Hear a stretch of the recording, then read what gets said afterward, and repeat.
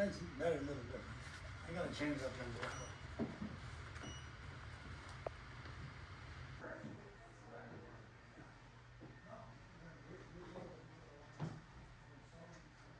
You know, it's up until the fires, it was much more manageable mentally, but the fires put a big dent. This is the second time, 3 times. The fires have come really close to the house. One time 100 yards away when we were in Thousand Oaks. Moving those houses here took more than 4 years and a half, 5 years. And I just became painfully aware that there are over 5,000 objects in the collection.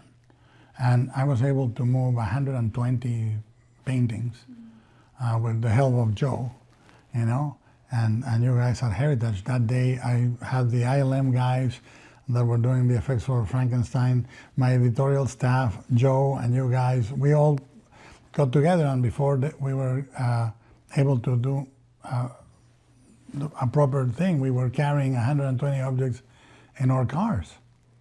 And I just realized it's impossible to do. It became a burden, you know, because I love Richard Corbin, and I am sort of family with him in the sense of I keep his art. What if it burns? What if it is destroyed?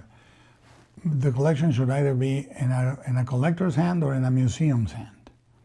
So either of those destinies is much better than me saying, well, you know, oops. And what came out of it? You collected insurance, and what happened to that little segment of Richard Corbin's life, or Jack Kirby's craft, or Bernie Rison's life? The Frankenstein weighs so heavily on me because that's his masterpiece. Last time it was kind of crazy around here, wasn't it? These are all the heritage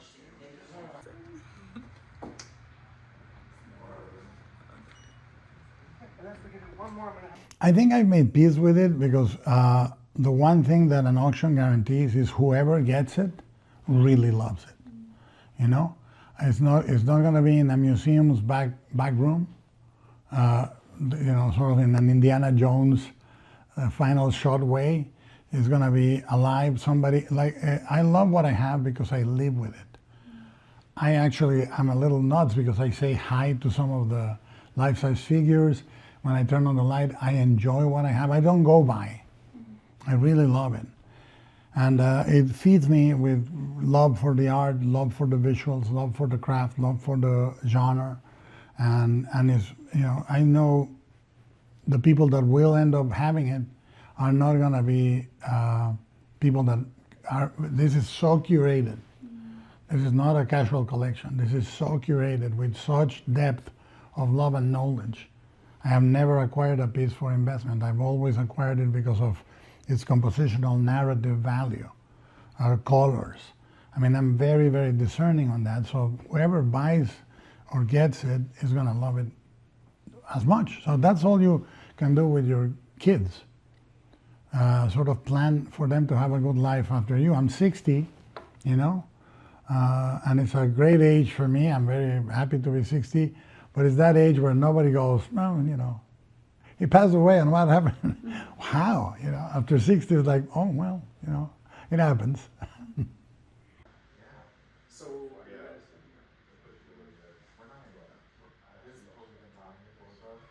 We gave him to a big effects company, and we turned him over a year ago. And we're still...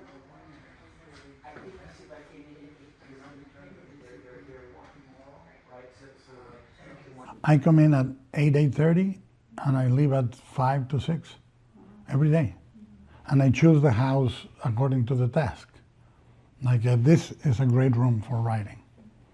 Because it's, the Haunted Mansion for me was like discovering the Holy Land.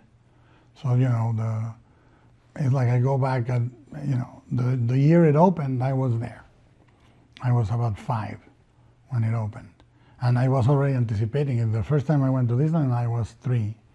And I saw the sign and I said, what is going to go in there? And they said, oh, there's going to be ghosts. And I couldn't wait. So we went to Disneyland every year. And this is like a seminal memory. If I could, I would live in the Haunted Mansion. So this is the second best. Test, hello,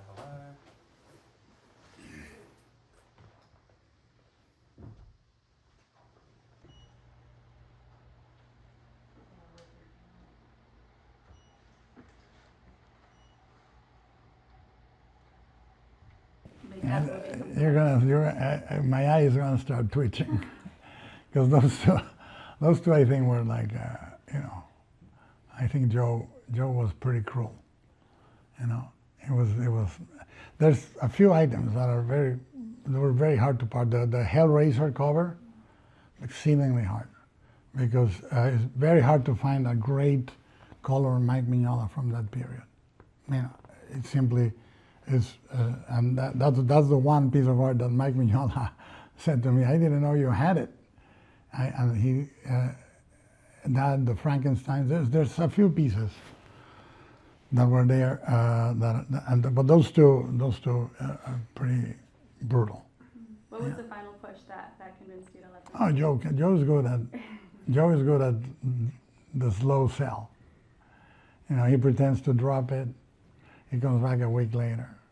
He pretends to drop it, and then he sends an email. And he's like, it's pretty brutal. He would be great at interrogation. It's very good.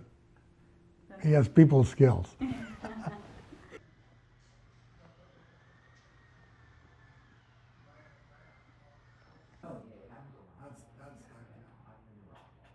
Well, you probably put a box on that one.